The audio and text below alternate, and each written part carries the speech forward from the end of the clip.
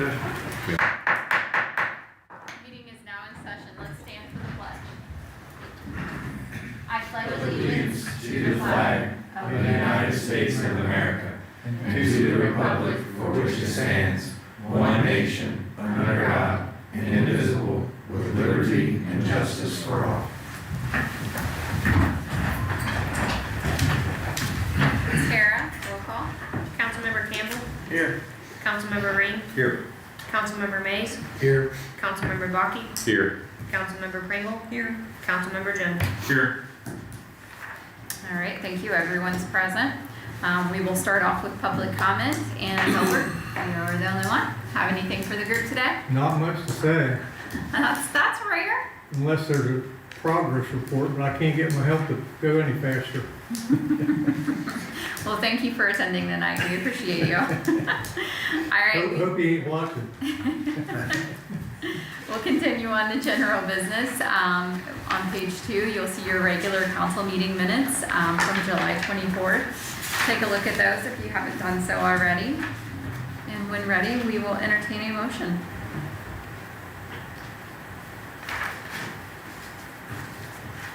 Make a motion to approve. Councilmember Bakke has made a motion. Is there a second? I'll second. Seconded by Councilmember Campbell. Tara, roll call. Councilmember Ring, Yes. Councilmember Mays, Yes. Councilmember Bakke, Yes. Councilmember Pringle, Yes. Councilmember Jones, Yes. Councilmember Campbell. Yes. All right, thank you. Motion passes.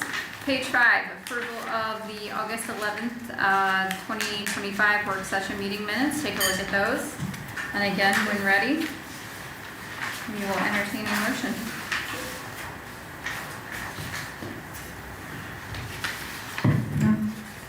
I'll make a motion to approve. Councilmember Campbell has made a motion. Is there a second? Seconded by, I apologize, Councilmember Ring. Thank you.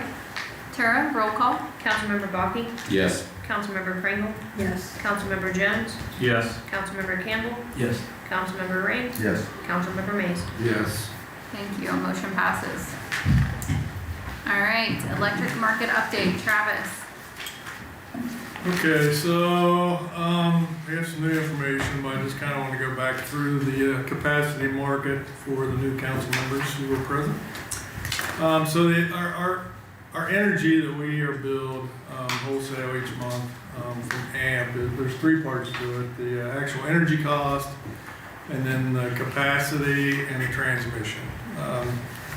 Historically, the capacity and transmission were pretty minor aspects to the overall cost, but that's gone up in recent years as we've had a tighter market because of all the progress towards green energy. So that's where power plants are being discontinued and replaced with solar and wind, and that's caused kind of an issue with the capacity market. So we are part of the PJM capacity region, so that's the states that are marked PJM. So whenever the PJM capacity auction goes out to bid, that affects everybody in that whole region, whether it's small, large, municipal owned like we are, Duke, AP, DPL, all of them. Everybody has to play by the same rules as far as the capacity auction. So historically, you can see capacity prices have ranged from 160. They were getting lower, 2022, 2023, they got down as low as 34. And then last year they crept back up to 96. And then we had an auction. The prices came in for just this year and the first half of next year at $269.92, and that's what required us to put in the new capacity fee of 1.3 cents to cover that cost, because our monthly capacity invoice went from about 22,000 to 66,000, which was an additional $500,000 we had to make up on our bill. So we just had in July of this year, we had the next auction, which will be for second half of 26, first half of 27. That came in at pretty much the max is what they had set a floor and a ceiling. and it came in actually right at the ceiling, so. So for the next 12 months, second half of 2026, first half of 2027, we know that it's gonna increase and that capacity fee will have to be adjusted. What we'll wait to see is in December of this year, there will be another auction for 27, 28. And the expectation is that it's probably gonna come in at this same number, but hopefully it comes in a little lower and we can adjust then according to that. You know, the outlook is this is gonna stay up until this settles out, and new power plants are put in place, whether it's nuclear or natural gas, to fill these gaps, because, you know, solar works when it works, but when it's dark in the winter, it's not providing power. And same with wind. Wind works when the wind's blowing, but otherwise it's not. So, this is another 180,000 that'll go on top of what we'll have to deal with for next year. So we'll look at where we are. You know, when we adjusted to 1.3 cents, that's really wasn't intended to break even. That was just a stopgap. We were hoping that it would come back down. So first of the year after we get the December auctions, we'll look at where we are, what we need to do. So that's where we stand on that. Do you have an idea of how many cents is gonna increase? No, I don't. I haven't run the numbers yet. I want to see what December. It could go from 1.3 up to 2 cents maybe. Okay. We'll see. That's pretty much it. We'll just have to keep watching. You know, we don't know when it's going to come back down. They're talking it could be middle of the 2030s before this breaks and we get enough capacity to offset these numbers. So. But I just want to point out, this is not just small villages, this is everybody. It's having to adjust the same amount, you know, big and little. All right, Any questions? all right, thank you, Travis. All right, on page 8 of your packet, there's an ordinance for the property maintenance code. Councilmember Campbell, can you read that by title? Sure.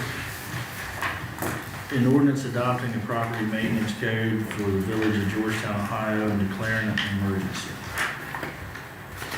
All right, so this is the code that Joe and Travis have been working on. I know some have had some input or provided input with Travis. Is there discussion to be had? And Travis, correct me. One second, Mike. Travis, are we looking to approve this tonight, or? I didn't expect to. I mean, we can. I assumed though there'd be maybe discussion tonight and Just then some at the edits. next meeting, and then maybe adopt it then. I Okay. sent it out on the 18th for everybody to have a little bit of time to review, but I didn't know if that would be enough time or not. I wasn't expecting to move on. Okay, perfect. So,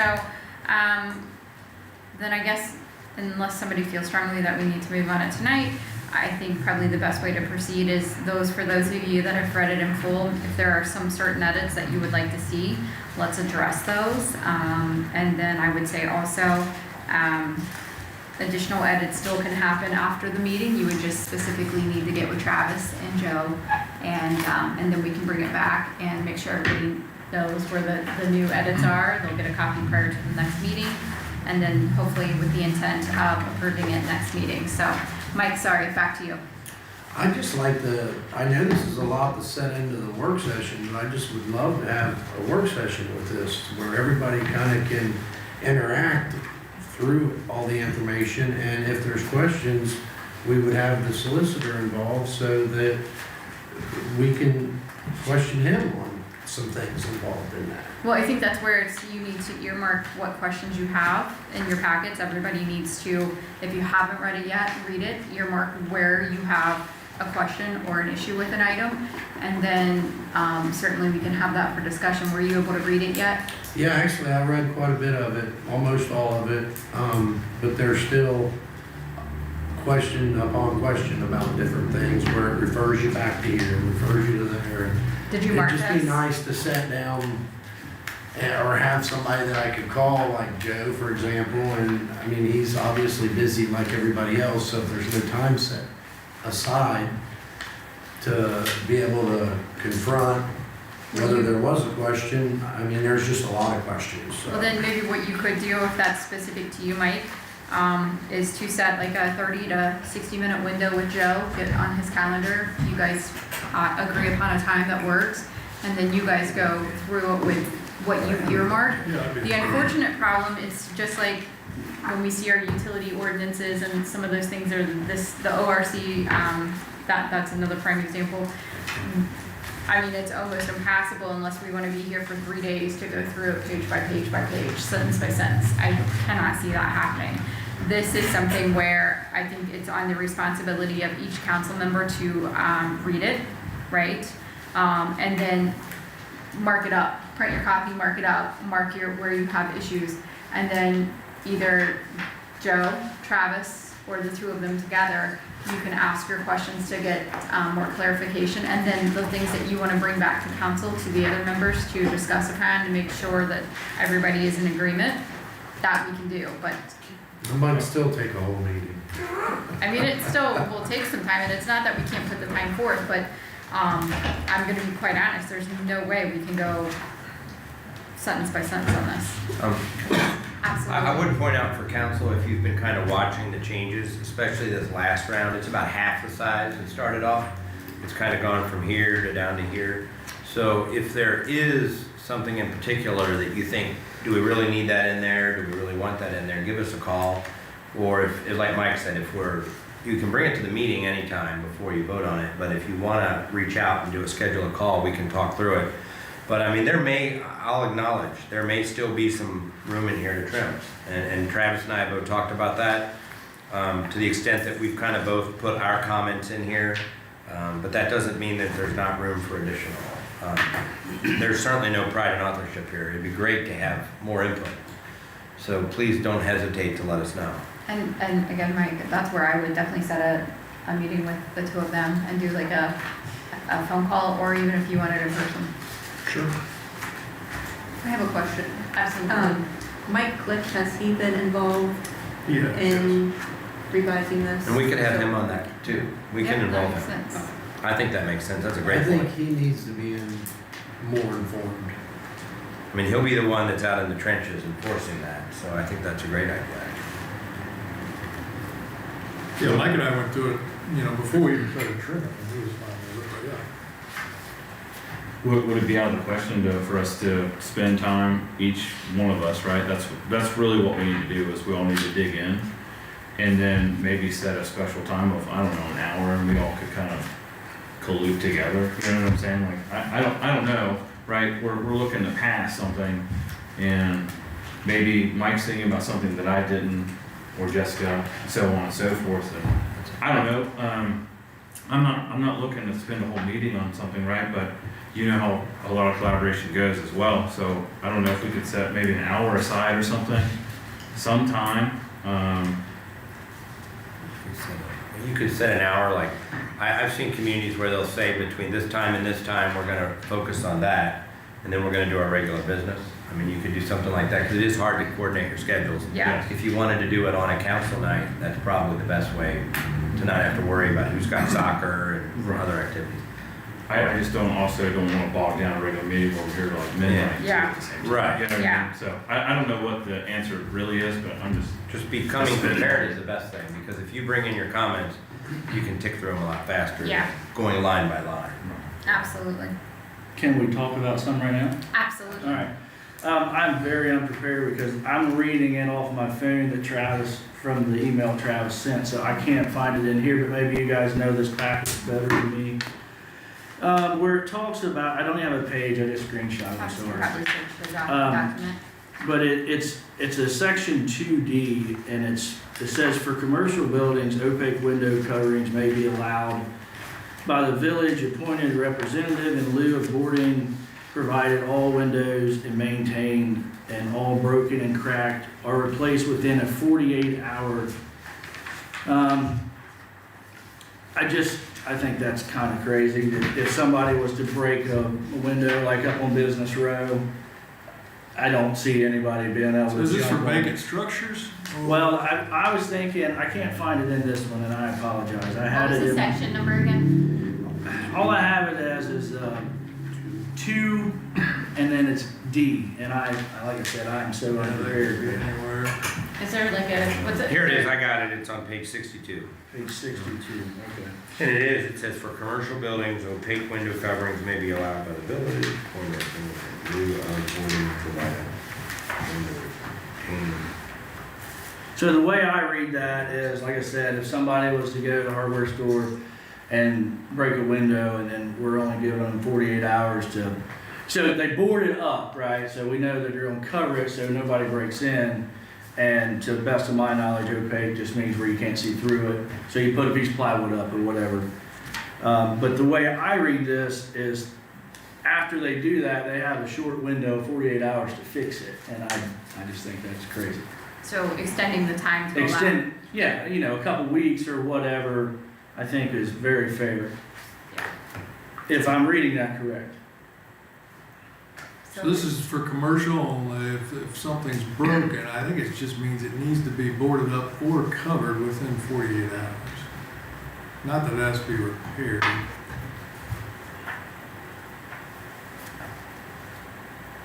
But yeah, we can. Well, it says, We can edit that to make it more clear. for okay, sure. yeah, fails to maintain the window or replace cracked or broken windows It does- within. So I read it as, I took it as you gotta fix it. And I just, that's something that I saw that I didn't like, that Yeah, maybe right. we can We can work on clear that or reword that. that. That's a good point. You could order a piece of glass. It could take a week, too. Yeah, I mean, I think we want it to be boarded There's a up. couple more, but instead of me being that unprepared. No, that's if a you good want- example. If you want, I don't know where they're at, cause it's on my other copy. But I'll read this if you want, and then kind of, you guys can hit on it again. I'm sorry, but it's on, it's just paragraph 7. I've got it marked. He's got another one. No, this is another one, and I'm sure it's not in the same area. But it talks about objects and trees basically at intersections. Page 58. It says any object, tree, or bush on private property, is that it? Yeah, 58. 58. Let's see. Maybe you guys can clarify Yeah. something Yep, else. there it for is. me. Where it talks about the 6 inches of grass. So, what'd you say, 58? 58. Yeah, so if you scan down, basically uncultivated shrubs or growth, but it's right above it, it talks about weeds, tall grass, but then it says basically no higher than 6 inches. I thought our mowing code, isn't it 8 inches? Before we kind of give you a notice of you need to mow your yard. I understand if it's trees or something blocking the view, but I think maybe the grass ought to be excluded in that. If you're talking about, let's say you pull up to an intersection, you look to the left and there's a shrub or something, but the way I read this, it says if your grass is 6 inches tall, then it's an issue where I think that just needs to be kicked out. Well, we can take it out or change it to 10 inches if that's what our. Sure, code is. yeah, I can't remember what our ordinance says. Got it. There was one more, but I'll have to scan this one, so Okay. if you guys want to skip over me, if anybody else has anything. Well, those are all helpful because, again, we want to make it the way you want it. Right. Well, I noticed that you guys took out a lot of the things, because we had talked, I went up Yeah. and talked to Travis, and I Yeah, threw in probably 13 pages of stuff, and a lot of it's gone. it's been cleared out.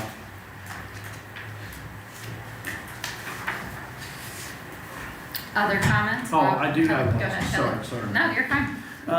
Again, this one is in basically structures, structural hazards in buildings.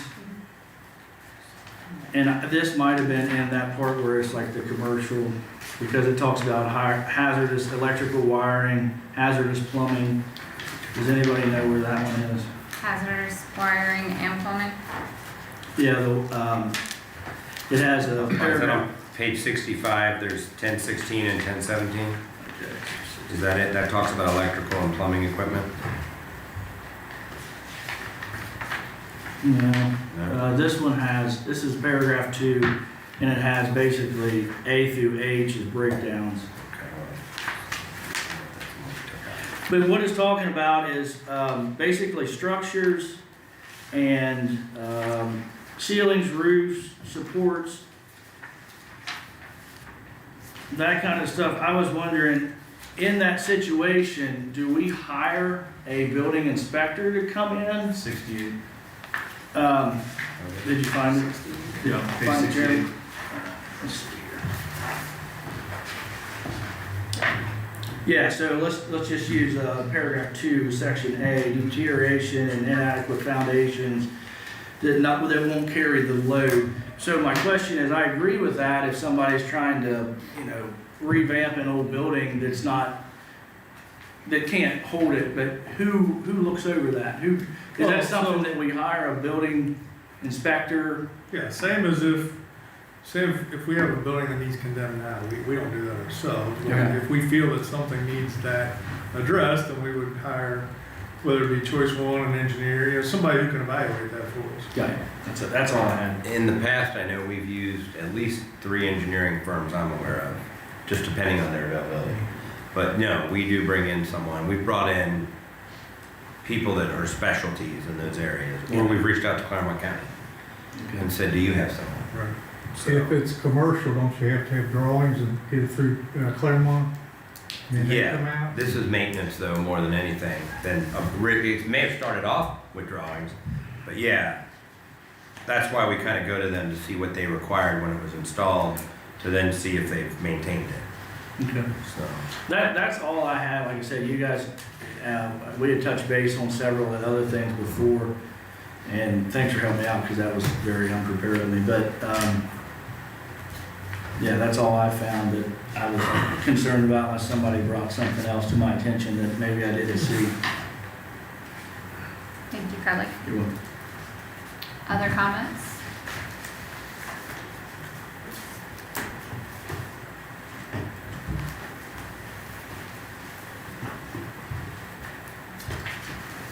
Okay, so what we'll do, again, for those one-offs that want to meet with Travis or Joe, go ahead and get those scheduled.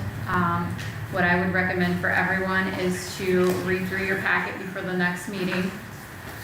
Earmark, write questions, whatever the case may be. Anything you can vet out ahead of time with the two of them, please do. And then we'll come prepared next meeting to spend 45 minutes to an hour on this. Go through everybody's questions and bullet points that you have. If we get beyond an hour, then we'll probably extend it to the next meeting so that we're not here for multiple hours. So does that sound good to everyone? All right, so make sure you find the time to read it. It is a pretty lengthy document. And then just earmark your questions. If you have more questions now, again, just schedule time with Joe and Travis. They'd be more than happy to meet with you and go through a lot of it. So, all right, any additional comments before we move on? All right, page 78. We have a resolution, and Councilmember Campbell, when you get to that page, if you could read it by title. Sure.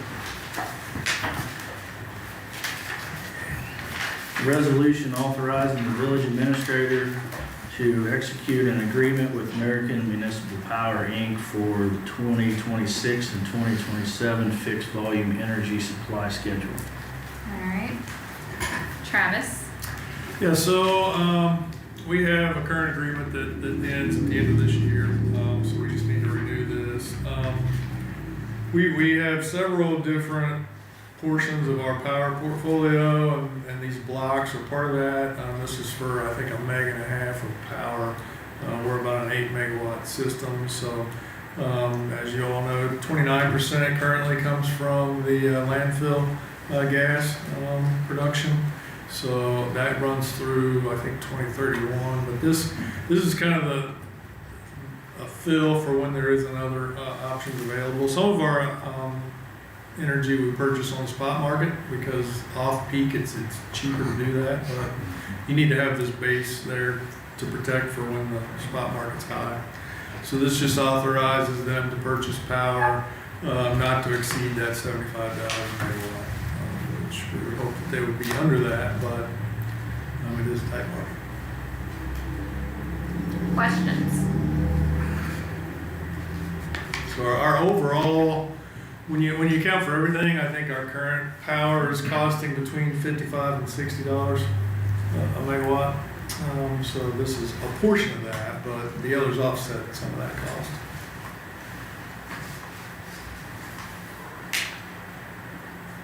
All right, if there are no questions, when ready, we'll entertain a motion if there is a motion.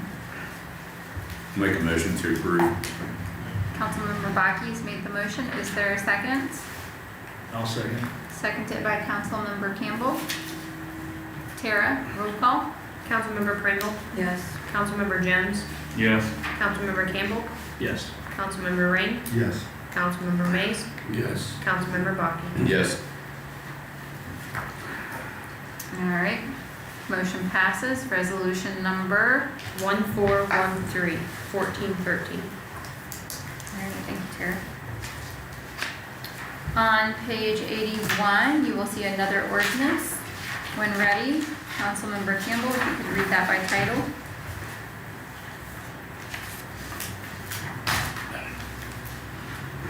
An ordinance to approve the plan of operation and governance for the Village of Georgetown Natural Gas Aggregation Program. All right, thank you. Travis? Yeah, so this is a renewal. Apparently Georgetown, I guess 2022, took this out to the voters and let them decide, which is the right way to do it. Sometimes municipalities will just adopt these aggregation programs and it forces everyone in and then they have to choose to opt out. So Georgetown did it the right way by, taking this to the voter and letting them vote. So this is just a continuation of that program. All right. You might want to also point out the reason it's an emergency and the reason that there isn't an attachment to it is because the way these aggregation programs work is they reach out to Travis and they'll go for the very best price they can get. It could be tomorrow, it could be in 2 weeks, and he's got to be ready to sign it.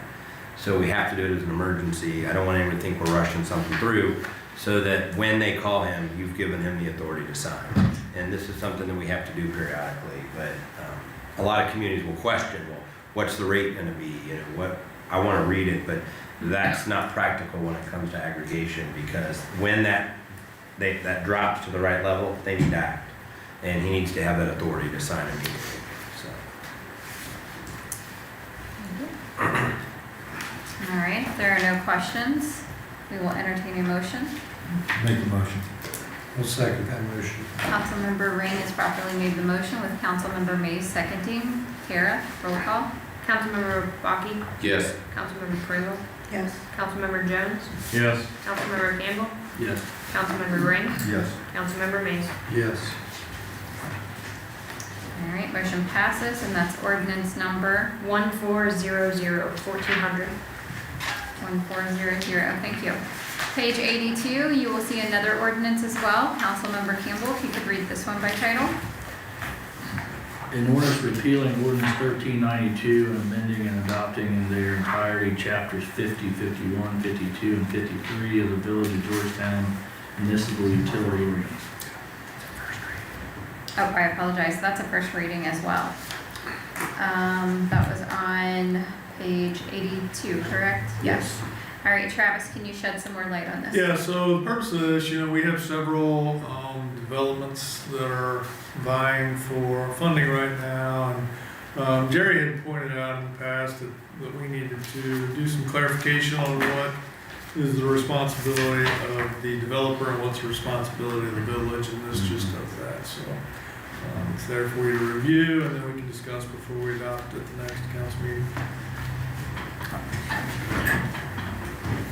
All right, any questions? Page 149, another ordinance pertaining to sidewalks. Councilmember Campbell, if you could read that by title. Did you say 149? Yes, I did.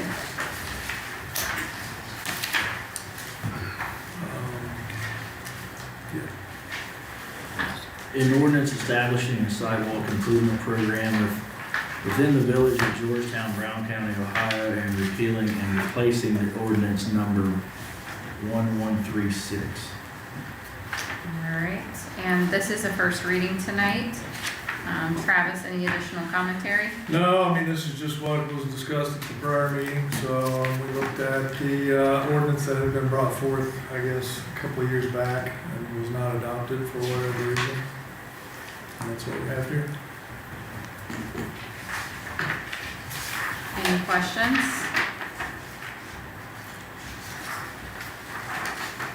Alright, if not, we will have the final reading, and take a vote at next meeting, so certainly if you have questions in between now and then, reach out to Travis or, address those at the next meeting, thank you. Page 152, we have a resolution with a street light with a street, what am I saying? 152, a resolution, suggesting we remove a light. And Councilmember Campbell, can you read that by title? Sure. Resolution authorizing the removal of a traffic light at the intersection of North Main Street and East North Street. All right, we discussed this at last meeting. Discussion. Yes, I would like to go first, if I could. Sure. Pulling out, so I went and drove it recently, but I've driven it several times in the past when I used to come from the park. My concern is, at first I thought it was a pretty good idea, but if you come from the park and you drive towards the west, if the church is, anybody's parked in front of the church and then anybody's parked in front of Miss Pangburn's house, you can't see anything turning to go north or south. So, right, if it's empty, it's not too bad, but when people are parked there, you have to get your whole vehicle out onto the street. And then the other way, I think for me, I'm spoiled because Mr. Ludi never parks in front of his house, and then the other corner, they never park there either. But a few days ago, there was a couple parked there going back up towards North Main, and you couldn't see very well either. So my opinion is it's just not safe enough to take that light out, especially coming from the park side. Yeah, if you go, where's Mr. Ludi's at? Okay, yeah, if you go the other, Actually, yes, right there is where I'm Our fire talking. chief took these pictures, and he was gonna speak on this. Okay, yeah, so right there, to the, right where that arrow is, probably 50 to 70% of the time when I've pulled out, there's cars parked there, and I mean, it's an absolute, you can't see. I think we have a picture with a vehicle out there, don't we? Yeah, see, that's how far.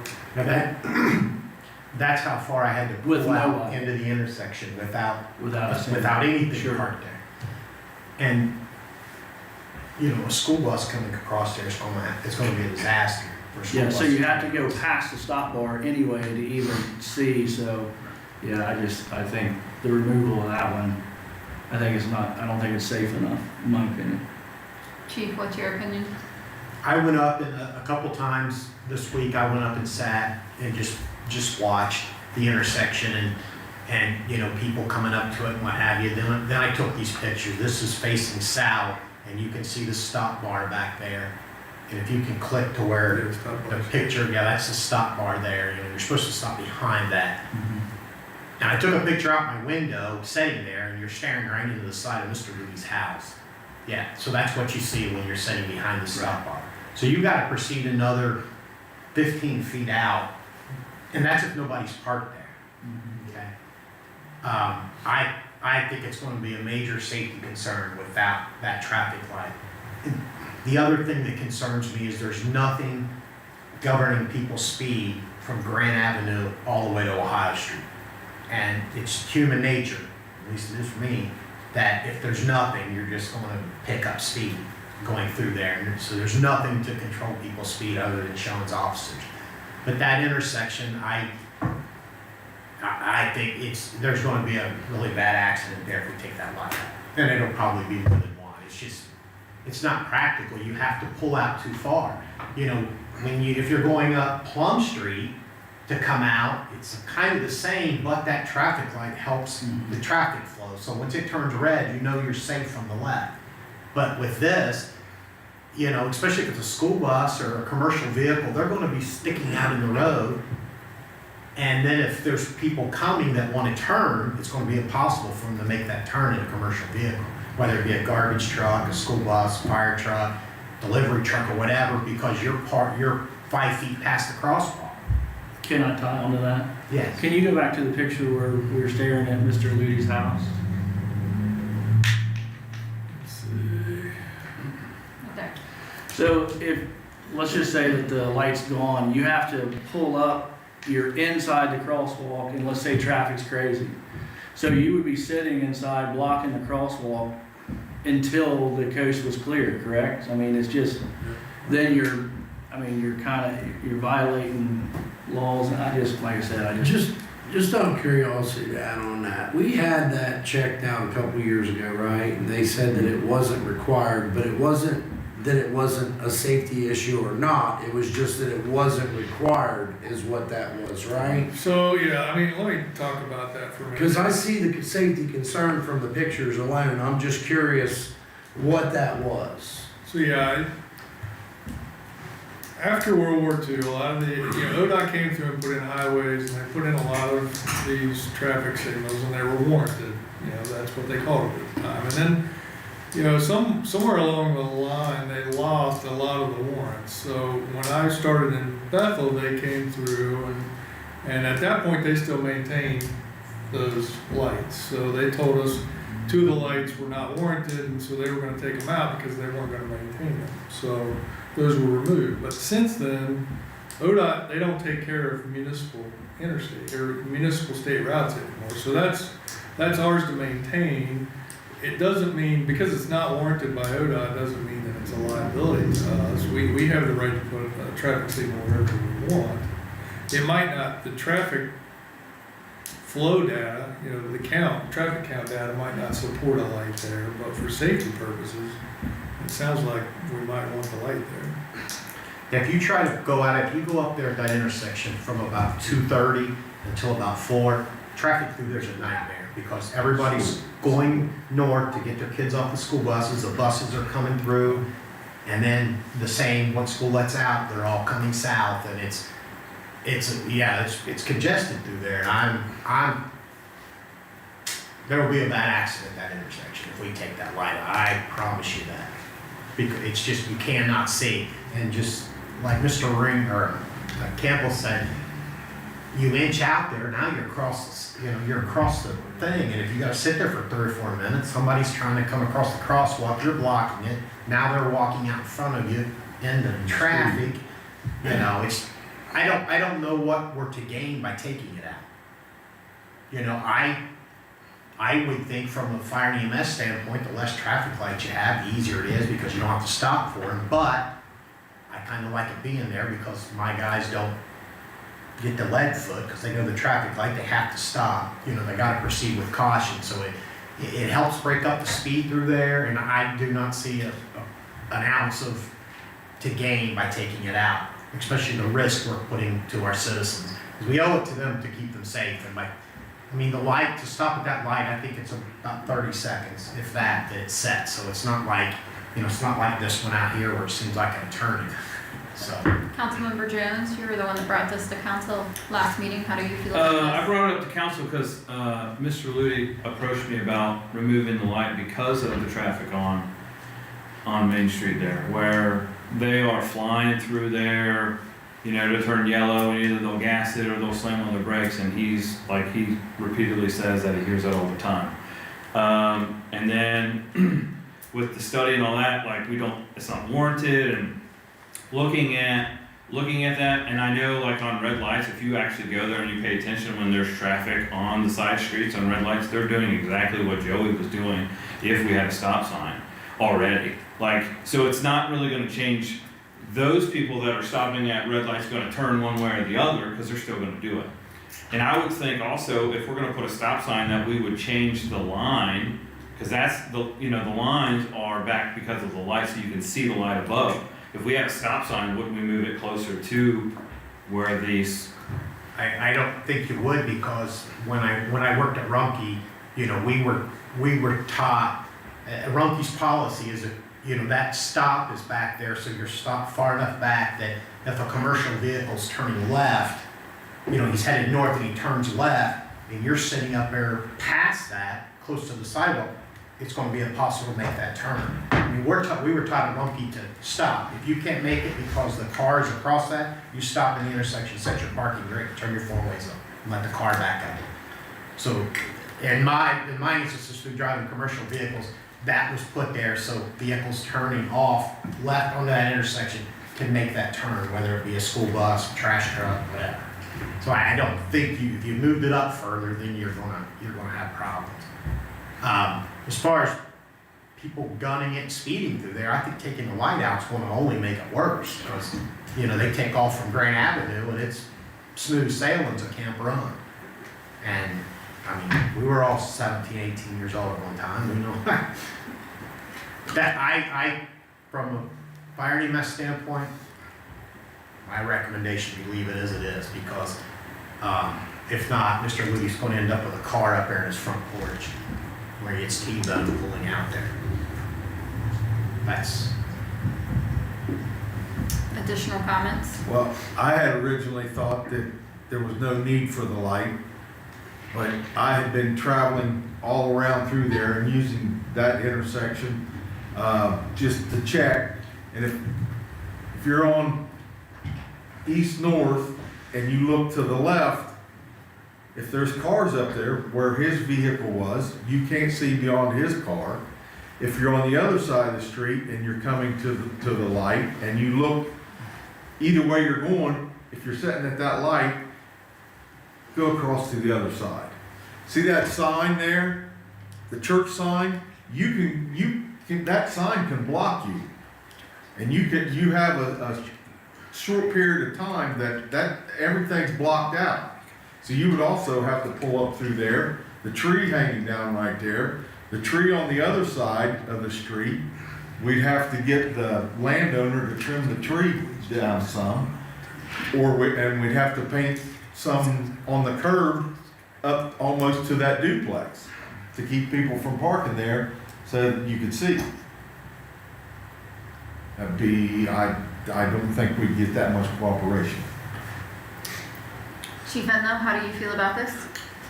Yeah, I mean, just kind of replaying it, what everybody else said, they've already said it. Just the two things that come to mind to me is maybe the people that are coming out into the intersections, like you mentioned, are people turning right on red, because you do have to do that. You can't turn right on red. You stop at the stop bar, then you proceed out into the crosswalk and turn right.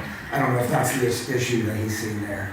The other thing is I live in that area, and I'm only saying this from a personal perspective, is I actually appreciate the light, because a lot of times that's the only way I can get out on the main street, specifically in the morning, taking the kids to school.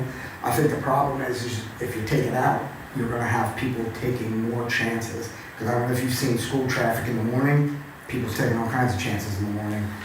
And I think that's what you'll have here if you have a stop sign, because I've actually seen it, I do it myself.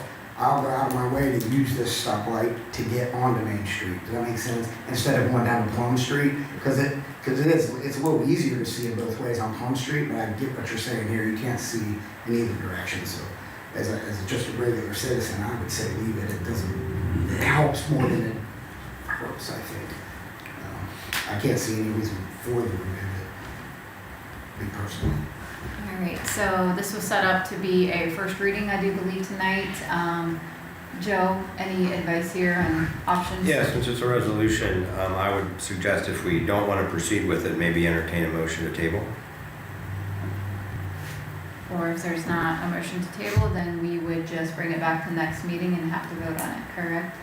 No, it's out for tonight since it's a resolution. I would bring a motion to table it. I'd second that motion. Councilmember Campbell has made the motion to table this resolution with a second by Councilmember Mays. Tara, roll call vote. Councilmember Baki? Yes. Councilmember Pringle? Yes. Councilmember Jones? Yes. Councilmember Campbell? Yes. Councilmember Ray? Yes. Councilmember Mays? Yes. All right, motion passes. Resolution is tabled.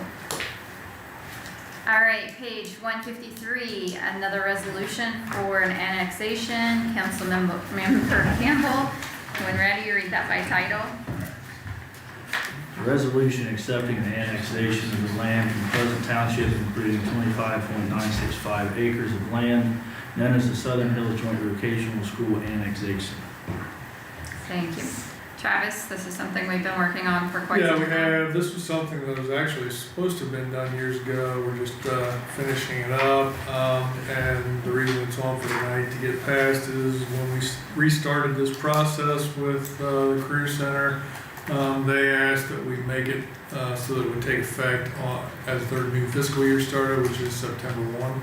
So, this is the last piece of the puzzle, and once this is adopted, it'll get submitted and that'll start September 1. So I got a question on that. So with them being annexed, does that mean that we get to generate tax dollars from employees out there and?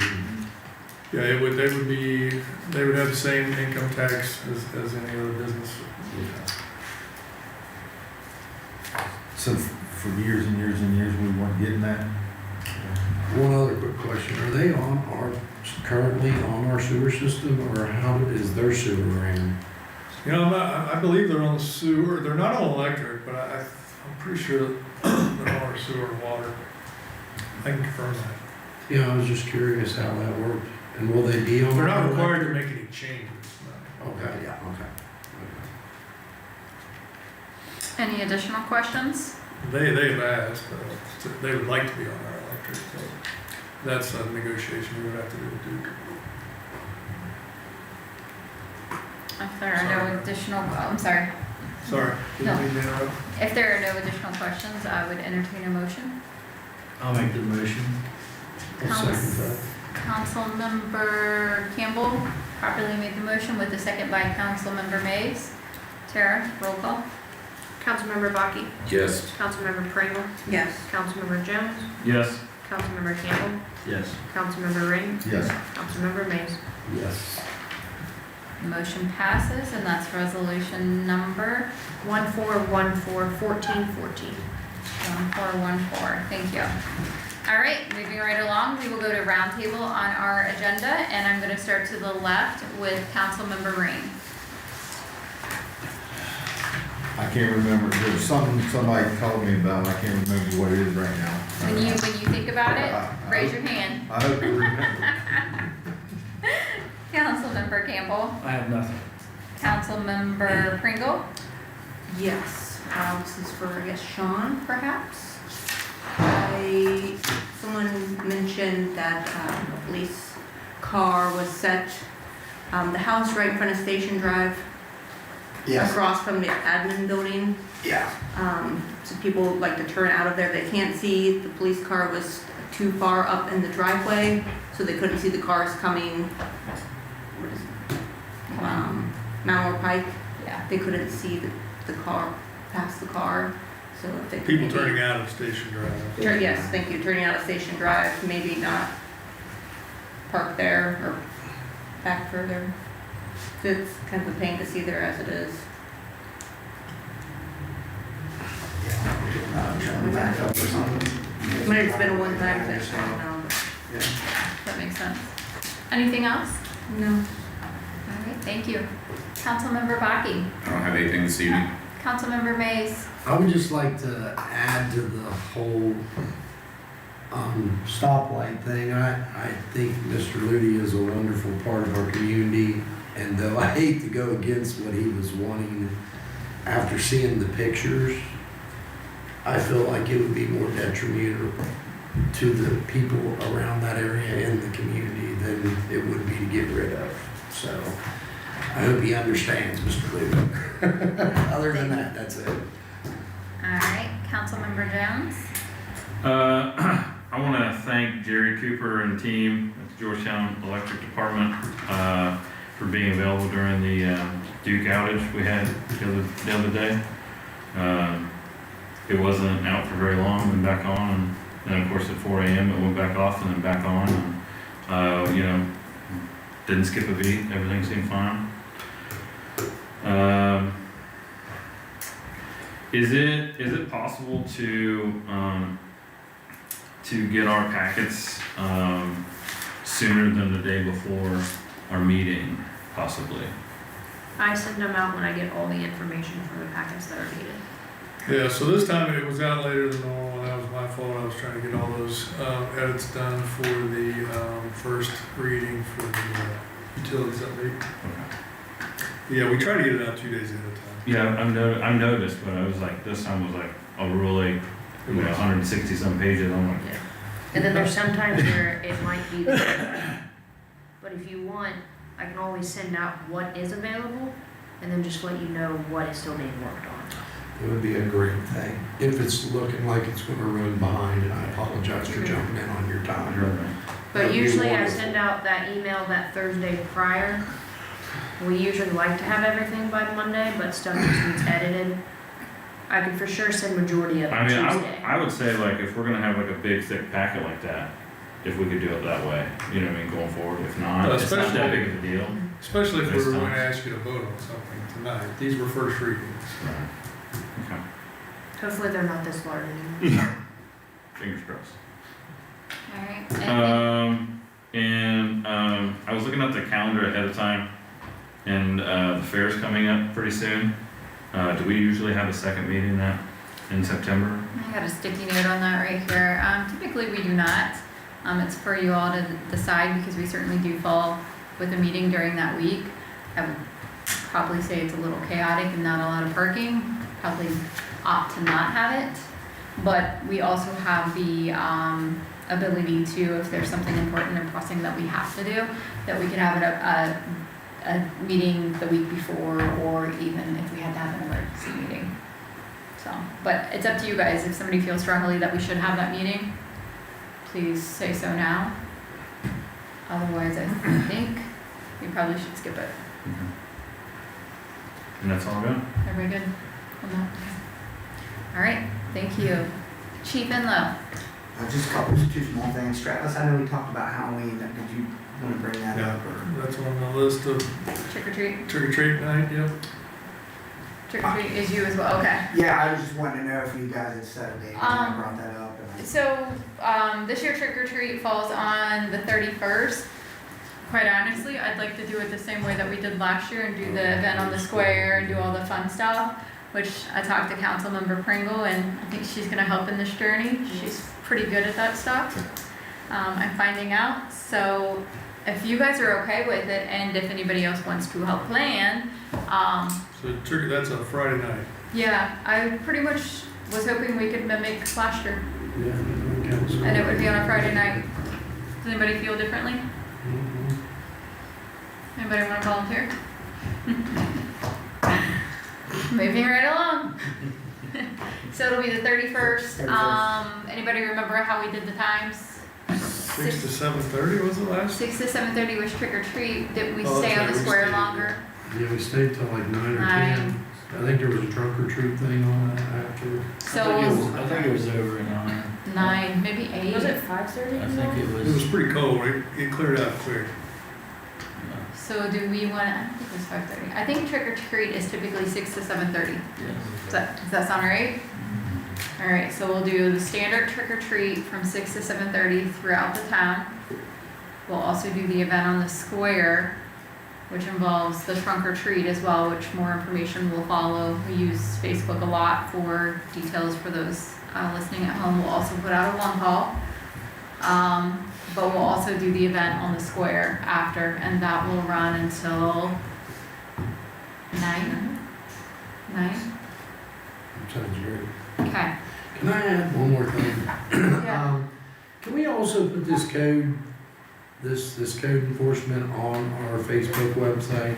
Because I think a lot of the people in the village should be able to look at this too and have time to look at it. I don't think you can put it on a PDF on Facebook, or we can Put it on put the a website. link. Put it on the website, and link to it. Two other things I have real quick is the vests. We got the vests that I talked about before. We got these on a vest grant. We paid, I think, $4,000 on our portion. The other portion was $14,000 that the state paid for. I just wanted to show you that we finally got these in this week. And then we raised $26,500 for Department UTV that we put a hold on it this week. So hopefully when it comes in, we'll get it upfitted and we're gonna do like an unveiling where all the people who donated to it come to it and see it.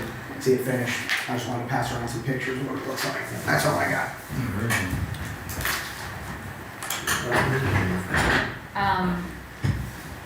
One second. Joe, said while we were talking there, that we probably should do a vote for trick or treat set of motions. So for the 6 to 7:30, we need to get a motion for that. I'll make the motion to make trick or treat 6 to 7:30. Second. Councilmember Campbell has properly made the motion. Is there a second? I'll second. Seconded by Councilmember Baki. Tara, roll call. Councilmember Pringle? Yes. Councilmember Jones? Yeah. Councilmember Campbell? Yes. Councilmember Ring? Yes. Councilmember Mays? Yes. Councilmember Bobby? Yes. All right, motion passes. So again, October 31st, 6 to 7:30 is trick or treat in the square, and then additional information to come about the event on the square as well. That will follow up that until 9 p.m. that night. Okay, all right. Chief Rocky, I know you had an additional comment. I just wanted to make a comment. If you guys remember, I think it was the last meeting, I talked about the award that 4 of our guys got from Mercy Hospital for the gentleman that had the medical emergency here in town, and they delivered him. They did, with their efficiency and the skills and all that, they delivered him alive, which was a miracle. And so they came out and did a life-saving award. Well, I never really did know what kind of quality of life he had. But right before the meeting, I went to the VP and I saw him driving a car. That's sweet. So his quality of life must be pretty good. I don't know how it happened, because he was in bad shape. But the guys worked wonders, and they did great work. So the guy is out driving around. So hopefully he has a license. Again, But correct? yeah, so Yeah. I mean, I knew he was alive, but I didn't know if he was in in a nursing home or whatever. But he's back in town driving around, so which is quite amazing. So I'm pretty proud of those That's good guys. information, definitely. And again, congratulations to your team for receiving those awards, and just in general, you guys have a tough job, and people show up every day to do it on your team, so we certainly appreciate that. All right, Cool. Travis. Just a couple things, just on that utilities update, that Jerry did a lot of work on compiling all that stuff, so kudos to him for that. I just went through and kind of reworded it so that it matched the rest of the code, but I mean, that's pretty much stuff that he has gathered, and he put a considerable amount of time on that over the last couple of years working on that, so that is that. At the next meeting, we will have another option for power purchase for a longer term. This would start 2027 and go for 20 years. It is an additional waste gas to power option that's coming out. There's a large factory or plant that compresses natural gas to be pushed across the country, and running that compressor generates enough heat for them to produce steam to make power off of that. So as a member of AMP, we'll be able to purchase into that, and then that'll give us some capacity savings. So we'll need to commit to that if we're going to do it at the next meeting. I'll have the information to go through it all, and you guys can decide what you want to do. So I just want to give you a heads up that that'll be coming. All right, anything additional? That's it. Joe, any updates for us? No, ma'am. All right. Upcoming meetings, our next meeting is going to be September 11th here in the council office at 6 p.m. Again, it's going to be our only meeting of the month unless there's something that dictates another meeting later in the month prior to the fair. So keep that in mind. Outside of that, we do have an event coming up on September 12th here on the square. We did organize for a band to be playing on the square with food trucks and just bringing a chair and having some entertainment on the square. That's going to be the Devin Milton Band, and that's going to be on September 12th. So make sure your calendars are marked for that. That's a Friday evening. Great question. I believe it's 7 to 10. I'm pretty confident of that. All right. Outside of that, Chief Enlow, I wanted to say thank you to you and your team. I know with school starting, there's been a lot of controversy with how school drop-offs are working and the traffic in that area and the flow. So we appreciate you guys helping to keep things going smooth out there. So again, thank you. Anything else that needs to come before council? Yes, you I remember. did remember, I wanted to thank Chief Enlow and his team for slowing the traffic down on 125, coming in and going out of town. They've been doing a good job. They've been making sure that we're cutting back on those speeders and, yeah, so. Some people, it only took me one time to learn. Well, thank you. All right, is there anything else that should come before council tonight? If not, I would entertain a motion to adjourn. I'll make the motion. Councilmember Baines made the motion. Is there a second? Second. Seconded by Councilmember Ring. All those in favor? Aye. All right. Any opposed? Motion passes.